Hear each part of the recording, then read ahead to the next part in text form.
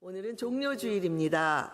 6월절을 지키기 위해서 예수님께서 마지막으로 예루살렘 성에 들어오실 때에 백성들이 종려나무 가지를 흔들며 호산나 찬송하리로다, 주의 이름으로 오시는 이여 우리의 왕이시여 라며 환호했던 것을 기념하는 주일입니다.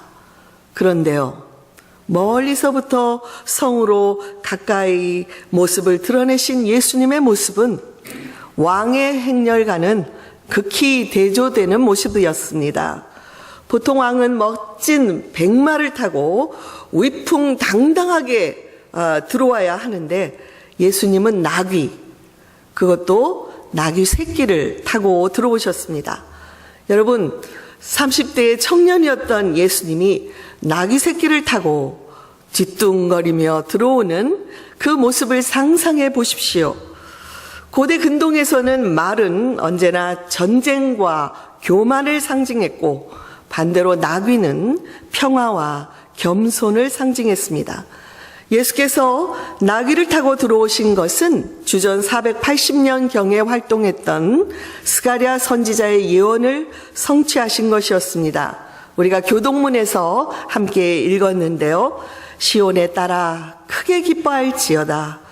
보라, 내 왕이 내게 임하나니 그는 공의로우시며 구원을 베푸시며 겸손하여서 나귀를 타시고 나귀의 작은 것 곧 나귀 새끼니라, 이렇게 예언을 했습니다. 예수님은 참된 메시아의 모습은 사람들이 지금 왕으로 들어오시기를 기다리는 그 기대와는 달리 평화와 겸손의 왕이라는 것을 친히 보여주셨습니다. 역사적으로 4세기경부터 이 종려주일이 되면 성도들이 종려나무 가지를 흔들고 행진하는 의식을 행했다고 합니다. 여러분, 들어오시면서 종려나무 가지를 다 받았습니까? 한번 들어보십시오. 우리도 종려나무 이 가지를 흔들며 하나님께 감사의 환호를 올려드리십시다. 십자가를 받으신 분들도 있는데요. 저를 따라서 해주십시오. 호산나, 호산나. 하늘의 하나님, 나의 구원자 예수님, 호산나, 호산나. 아멘. 여러분, 십자가를 갖고 계신 분도 있는데요. 이렇게 교회에서는 이 가지를 십자가로 만들어서 한 해 동안에 예수님의 고난을 집에다가 벽에 붙여놓고 묵상했고, 한 해가 지나서 그 다음 제수요 예배 애쉬 웬스데이에서 이 십자가를 태워서 제로 의식에 사용을 해왔습니다. 여러분, 또한 오늘은 고난주일입니다. 패션 선데이. 예수님이 예루살렘에 들어오신 후에 체포당하시고 십자가에 죽으시기까지 한 주 동안의 순환이 시작되는 날이기 때문입니다. 고난이라는 영어 단어 패션은 라틴어에서 나왔는데 고통당하다라는 단어에서 나왔고, 이 단어에서 영어의 patient, 인내라는 단어가 나왔습니다. 이렇듯 성경에서는 고난과 인내가 성도들의 삶을 정금같이 훈련하는 중요한 도구였습니다. 아무리 견디기 어려운 고난이라도 우리 주님의 십자가를 바라보며 인내하면 반드시 열매를 맺을 것입니다. 아멘. 오래된 서구 풍습에는 엄마가 시집가는 딸에게 진주를 건네는 관습이 있었습니다. 얼어붙은 눈물이라는 별명을 가진 진주는 이 어머니로부터 딸이 두 가지의 교훈을 받는 데 사용이 되었습니다. 첫째는 딸이 시집가서 흘려야 하는 눈물이고, 또 하나는 고난 속에 흘리는 이 눈물에 대한 가치입니다. 본래 진주는 아비큘레데라는 굴 속에서 만들어지는데요. 이 굴 속에 모래알들이 이렇게 굴러서 들어오면 즉각적으로 낙하라는 물질이 생성이 되어서 모래알을 감싼다고 합니다. 그렇게 시간이 지나 이 낙하가 많이 쌓이면 진주가 되는데, 어떤 진주는 수개월, 어떤 것은 수년씩 걸려서 만들어집니다. 그런데 굴 속에 들어오는 모든 모래알이 진주가 되는 것은 아닙니다. 굴을 먹으면서 혹시 진주 있을까 그러고 찾으신 적 있으세요? 왜냐하면 이 굴이 이 모래알을 품기로 선택해야만 낙하가 생성될 수 있다는 것입니다. 일단 선택하면 처음에는 매우 고통스럽지만 이 고통의 과정을 통해서 진주가 만들어지는 것입니다. 여러분, 우리 성도의 인생에서도 크고 작은 모래알들이 계속 굴러 들어옵니다. 그런데 고난을 받아들이는 우리가 십자가를 바라보면서 인내하면 우리의 삶에서도 진주보다도 더 값진 연단이라는 아름다운 열매를 맺게 될 것입니다. 오늘 시작하는 이 고난주간 동안 십자가를 묵상하시면서 믿음의 눈을 떠서 고난 속에 있는 비밀을 볼 수 있기를 바랍니다. 그것은 하나님도 원하셨고 예수님도 자원하셔서 십자가에 죽으셨다는 것입니다. 그로 말미암아 영원한 생명의 길을 우리에게 선물로 주셨다는 것이죠. 오늘은 귀향 시리즈의 6번째 시간으로 베드로의 귀향에 대해서 살펴보고자 합니다. 여러분, 베드로는 어떤 사람이었습니까? 베드로는 고기 잡는 짐이란 의미를 지닌 베세다 지방에서 어부로 살다가 가버나움으로 이사했습니다. 기혼자였고 장모님을 모시고 살았고 세례 요한의 추종자였던 자기의 동생 안드레의 소개로 예수님을 처음 만났습니다. 본래 학문이 높지 못했지만 예수님의 제자가 된 후에는 본명인 시몬에서 예수님께서 지어주신 바위라는 뜻을 가진 게바로서 새로운 인생을 살게 되었습니다. 어느 날 밤새도록 나가서 고기를 잡았지만 한 마리도 잡지 못하자 새벽에 피곤한 몸을 이끌고 돌아와서 그물을 씻고 있었습니다. 마침 예수께서 해변가에서 말씀을 전하기 위해 베드로의 배에 올라타시고 무태서 조금 떨어뜨려 달라고 부탁을 하셨습니다. 그리고 말씀을 다 전하신 후에 베드로에게 말씀하시기를 깊은 데로 나아가서 그물을 던져 고기를 잡으라고 하셨습니다. 이런 아침 시간에 고기들이 깊은 곳에 모이지 않는다는 것은 상식이었지만 왠지 이날은 예수님의 말씀에 순종하고 싶었습니다. 그러자 놀랍게도 많은 고깃대가 그물에 걸려들어 그물이 찢어질 지경이었습니다.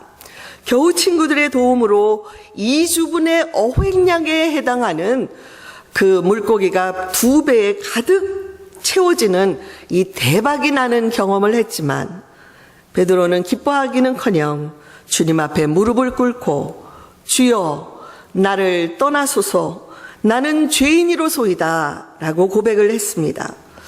베드로는 예수님을 사람으로 본 것이 아니라 신, 특히 이 바다의 모든 것을 아시는 신으로 영접을 한 것입니다. 갑자기 그 예수님이 신으로 보이자 그는 자기의 죄인됨이 보였던 것입니다.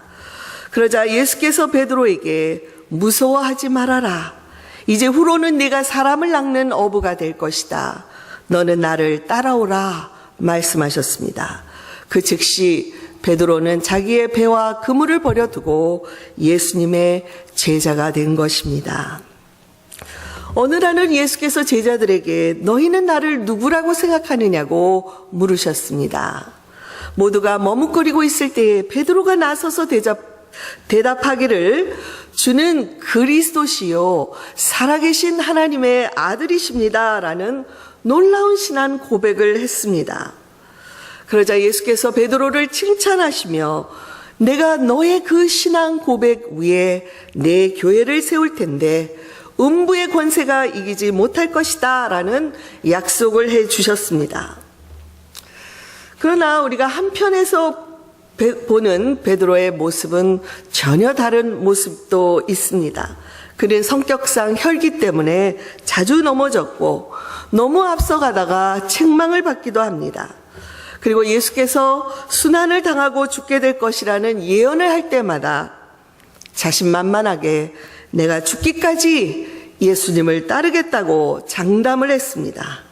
그러나 여러분, 비디오를 보신 대로 역설적이게도 베드로는 예수님을 3번이나 부인하는 그런 사건이 벌어졌습니다.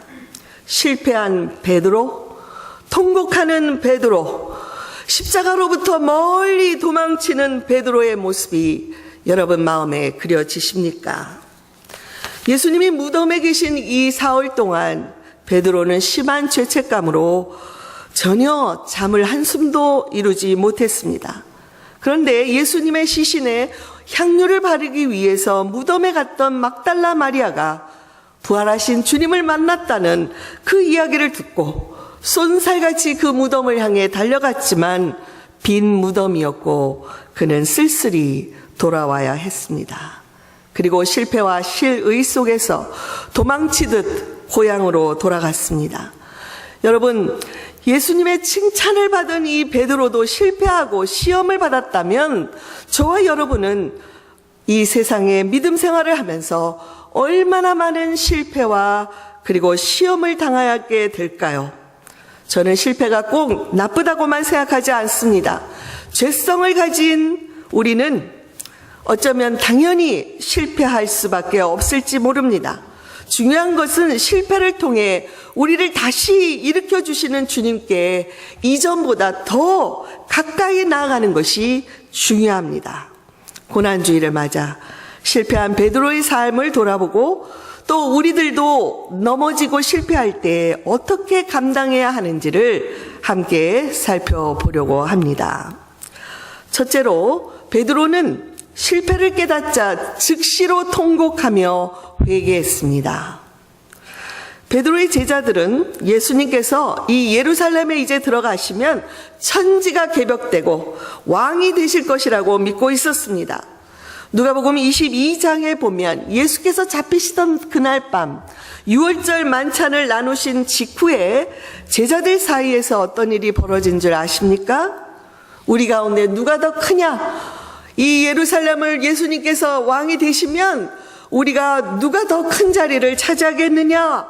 다툼이 벌어졌습니다. 만찬 자리에서 유다는 이미 예수님을 팔기 위해서 나갔는데 영적인 분별력이 부족한 제자들은 자리 싸움을 하고 있었던 것입니다. 그러자 예수께서 너희는 세상 사람들과 같이 권력 다툼을 하지 말고 예수님이 섬기셨던 것처럼 나를 본받아 서로 섬기는 자가 되라고 말씀하셨습니다. 그리고 나서 어디서든지 우선 먼저 나서고 보는 베드로를 염려하시며 이렇게 말씀하셨습니다. 시몬아, 시몬아, 보라 사탄이 너희를 밀가부르듯 하려고 요구하였으나 그러나 내가 너를 위하여 네 믿음이 떨어지지 않기를 기도하였노니 너는 돌이킨 후에 내 형제를 굳게 하라. 예수님은 베드로 안에 있는 이 권력욕이 곧 사탄의 시험의 대상이 될 것을 아시고 베드로를 위해서 기도하셨던 것입니다. 그런데도 베드로는 주여 내가 주와 함께 오게도 가고 죽는 데까지 가기로 각오하였습니다 라고 대답을 했습니다. 그러자 주님께서 좀 더 구체적으로 경고를 하십니다. 베드로야, 네가 오늘 닭 울기 전에 3번 나를 모른다고 할 것이다.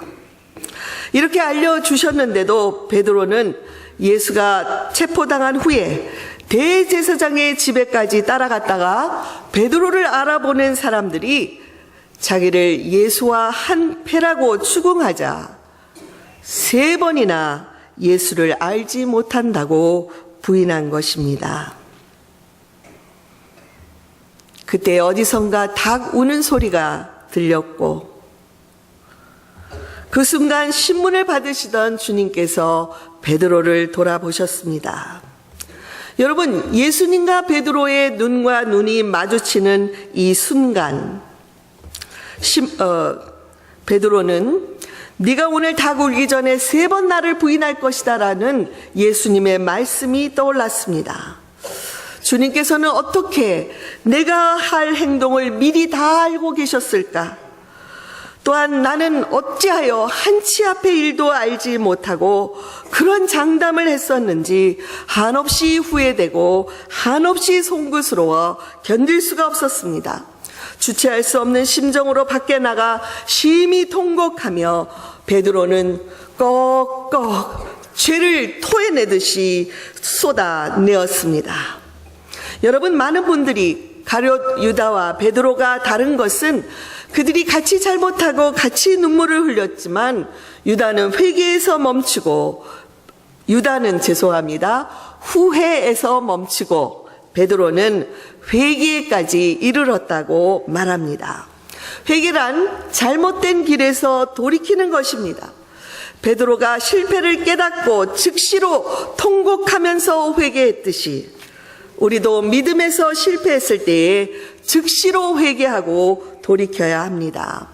만일 기회를 주셨는데도 마음을 굳게 달아 걸고 돌이키지 않으면 언제 다시 기회가 주어질지 알 수 없기 때문입니다. 둘째로, 베드로는 실패 속에서도 오직 예수님의 말씀을 붙들었습니다. 누구의 말씀을 붙들었다고요? 예수님의 말씀. 한 번은 예수께서 기도하러 가실 때에 따로 베드로와 요한과 야고보를 데리고 가셨습니다. 그들이 높은 산에 올라갔을 때에 예수께서 변형되어서 얼굴이 해같이 빛나는 모습을 보게 되었습니다. 이때 베드로는 예수께서 모세와 엘리야와 함께 이야기를 나누는 것을 보았고, 그때 하늘에서 구름 속에서 말씀이 들려옵니다. 이는 내 사랑하는 아들이요 내 기뻐하는 자니 너희는 그의 말을 들으라. 베드로는 이런 놀라운 신비한 체험을 했지만 그가 쓴 베드로 후서를 보면 이 세상의 어떤 체험보다도 더 중요한 것이 성경 말씀이라고 강조하고 있습니다. 1장 17절에서 이렇게 말씀합니다. 지극히 영광 중에 이러한 소리가 나기를 이는 내 사랑하는 아들이요 내 기뻐하는 자라 하실 때에 그가 하나님 아버지께 영광을 받으셨느리라. 이 소리는 우리가 그와 함께 거룩한 산에 있을 때에 하늘로부터 들은 것이다. 또한 우리에게 체험보다 더 확실한 예언이 있으니 모든 성경은 언제든지 사람의 뜻으로 낸 것이 아니요 성령의 감동하심을 받은 사람들이 하나님께 받아 말한 것이다 라고 말씀하셨습니다. 베드로가 실패했을 때 그에게 가장 힘이 되었던 것은 변화산의 신비한 체험도 예수님의 수많은 이적과 기사도 아니었습니다. 이런 모든 것들보다도 예수님의 말씀, 내가 너를 위해서 기도하노라, 내가 사단으로부터 너를 지키기 위해서 기도했노라 하신 그 말씀을 떠올리며 힘을 얻어 일어날 수 있었습니다. 저와 여러분도 믿음 생활을 하면서 때로는 말씀보다도 체험을 따라가다가 실패하는 경우들이 얼마나 많이 있습니까? 때로는 자기의 믿음을 과신하다가 시험을 당하기도 합니다. 때로는 신앙의 연륜만 믿었다가 실패할 때도 있습니다. 어찌되었든 우리를 실패 속에서 다시 일으켜 세워주시는 것은 무엇이라고요? 주님의 말씀, 예수 그리스도의 말씀입니다. 제자들과 함께 있을 때는 예수님께서 말씀하셨지만 그것을 기록해 놓은 성경 말씀이 우리를 살리는 말씀이 될 것입니다. 그러나 많은 성도들이 시험이 올 때 어떻게 합니까? 오히려 교회에서 멀어지고 말씀에서 게을러집니다. 그러므로 저와 여러분은 어떤 경우라도 하나님의 말씀을 붙들고 주님께서 다시 일으켜 주실 때까지 인내할 수 있기를 바랍니다. 셋째로, 베드로는 실패의 자리에서 첫사랑의 자리로 돌아갔습니다. 베드로는 이제 실패와 시리에 빠져 고향으로 돌아갔습니다. 그러나 이번에는 사랑의 숨바꼭질이라도 하듯이 주님께서 베드로에게 찾아오셨습니다. 베드로가 다시 업으로 돌아가려 했는지 확실치 않지만 아마도 예수님을 만나 삶을 결단했던 그 자리로부터 다시 돌아가서 새롭게 출발하기를 원했을 것입니다. 이날도 베드로와 몇몇 제자들이 밤새도록 그물을 내렸지만 잡은 것이 없고 날은 밝아오고 있었습니다. 빈손으로 무트로 돌아오면서 베드로는 참으로 이상하다. 갈릴리에서 이렇게 물고기가 잡히지 않는 날이 없는데 내가 예수님을 처음 만나고 삶을 결단했던 그날도 이렇게 빈 그물로 돌아오고 있었지. 아마도 그날을 떠올리고 있었을지 모르겠습니다. 새벽 미명이라서 이 제자들은 무트에 서 계신 분이 예수라는 것을 알지 못했습니다. 그런데 그분이 말씀하십니다. 얘들아, 너희에게 고기가 있느냐? 얘들이란 어린이를 가리키는 것이 아니라 여보게들, 젊은이들이라는 애칭입니다. 이에 그들은 잡은 것이 없나이다 라고 대답했더니 주님께서 그물을 배 오른편에 던지라. 그리하면 얻으리라고 말씀하셨습니다. 여기 얻으리라는 말은 다르게 번역을 하면 할 수 있다라는 뜻을 갖고 있습니다. 제자들은 이미 포기했지만 주님은 실패했다고 포기하지 말고 한 번만 더 그물을 던져 보아라. 너희는 할 수 있다라고 말씀하고 있습니다. 이에 그들이 순종했고 그물에는 너무나 많은 물고기가 잡혀서 들어 올릴 수도 없는 정도가 되었습니다. 여러분, 이 광경이 제자들, 특히 베드로에게는 너무나 익숙하지 않았겠습니까? 그 순간에 한 제자, 요한이라고 추정합니다. 주님이시다라고 소리쳤고 베드로는 벗고 있던 옷에서 겉옷을 들쳐 입고 배에서 뛰어내려 예수께로 달려갔습니다. 50간이면 약 100m밖에 되지 않는 짧은 거리였습니다. 깊은 바닷속에 물고기의 길을 알고 계시는 분, 이 정도의 물고기라면 153마리의 물고기라면 당연히 그 세마포 그물이 찢어져야 했지만 그물이 상하지 않도록 지켜주시는 분, 배고프고 지쳐있는 제자들에게 상상할 수도 없는 조반을 풍성하게 베풀어 주시는 분, 주님이시다. 주님이시다. 무엇보다도 다시는 그 주님의 얼굴을 제대로 배우기 어려울 것이라고 생각했던 그 주님이 이곳 베드로와 주님이 만났던 이 첫사랑의 자리로 오셨다는 그 생각만으로 베드로는 어느새 눈물이 흐르고 있었고 뛸 듯이 기뻐할 수밖에 없었습니다. 그런데 여러분, 베드로는 예전처럼 주님께 덤뻑 뛰어가지 못하고 주저할 수밖에 없었습니다. 이런 베드로의 마음을 아셨는지 조반을 먹은 후에 예수께서 베드로에게 물으셨습니다. 요한의 아들 시몬아, 네가 이 사람들보다 나를 더 사랑하느냐? 주님은 베드로를 처음 불러주셨을 때 그 이름 시몬을 사용하시며 나를 이 사람들보다 더 사랑하냐고 물으셨습니다. 이 질문은 베드로가 늘 가지고 있었던 자부심, 나는 여기 있는 다른 제자들보다 주님을 더 사랑하는 자야, 내가 수제자야, 이런 자부심을 의식하시고 질문을 던지신 것입니다. 평상시에 베드로라면 예수님 벌써 앞으로 나서면서 제가 사랑하고 말고요, 제가 주님을 사랑하는 줄 아시지 않습니까? 저는 주님을 위해서 죽을 수도 있습니다 라고 장담했을 텐데 지금은 달랐습니다. 주저하면서 주님, 그러합니다. 내가 주님을 사랑하는 줄을 주님께서 아십니다 라고 대답했습니다.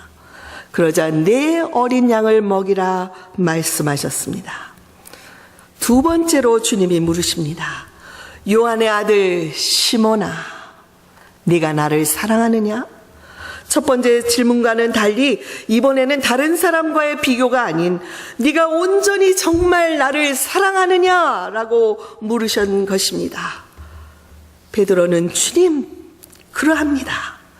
내가 주님을 사랑하는 줄을 주님은 아시나이다. 대답을 했습니다. 내 양을 치라 말씀하셨습니다. 설마 했지만 주께서 세 번째로 요한의 아들 시몬아, 네가 나를 사랑하느냐? 동일한 질문을 하셨습니다. 베드로는 3번 예수님을 부인했던 그 순간을 떠올리며 순간 근심했습니다. 주여, 모든 것을 아시지 않습니까? 주님은 처음부터 저를 너무나 잘 알고 계시지 않으셨습니까? 이제는 제가 압니다. 이제는 주님만을 사랑하겠습니다. 남들 앞에서 주를 향한 사랑을 드러내고 확인받고 칭찬하려고 이제는 절대로 하지 않을 것입니다. 오직 제 영혼으로 주님을 사랑할 것입니다. 그렇게 대답했습니다. 그러자 주님께서 3번째로 내 양을 먹이라 말씀하셨습니다. 여기서 내 양을 치라 혹은 먹이라는 것은 같은 의미를 사용한 것입니다. 주님은 베드로의 새로운 출발을 위해서 새로운 목양의 사역을 그에게 맡기시고 있는 것입니다. 주님을 3번 부인했던 베드로가 3번 주님에 대한 사랑을 고백하면서 주님께 대한 깊은 사랑이 그의 온 영혼을 감싸오는 것을 느꼈습니다. 이제 베드로는 예수님의 그 어떤 조건이 아니라 예수님을 영혼과 영혼으로 사랑할 수 있게 된 것입니다. 이후로 베드로는 예수님의 약속대로 오순절 성령 강림을 통해 큰 능력을 받았습니다. 그리고 초대교회의 수장으로서 목양의 사역을 끝까지 감당했습니다. 그리고 마지막에 예수님의 예언처럼 로마 황제 때 자기가 원치 않는 십자가로 가서 못 박혀 죽는 순교를 당했습니다. 그는 그 순교의 순간에도 자신같이 부족한 사람이 어찌 예수님처럼 하늘에서 내려오신 예수님처럼 십자가에 똑바로 매달릴 수 있겠느냐며 거꾸로 매달려 순교했다고 전해옵니다.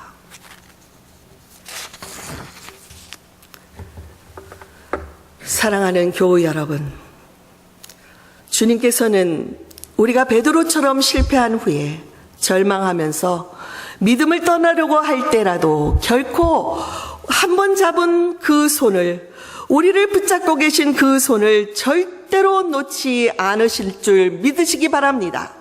실패 속에서도 진심으로 회개하고 성경의 말씀을 붙들고 기다리면 주님께서 우리를 첫사랑의 자리로 다시 인도해 주실 것입니다. 주님의 놀라운 회복의 은총이 고난주간을 지나는 우리 모두에게 충만하게 임하기를 간절히 축복드립니다. 아멘. 기도하시겠습니다.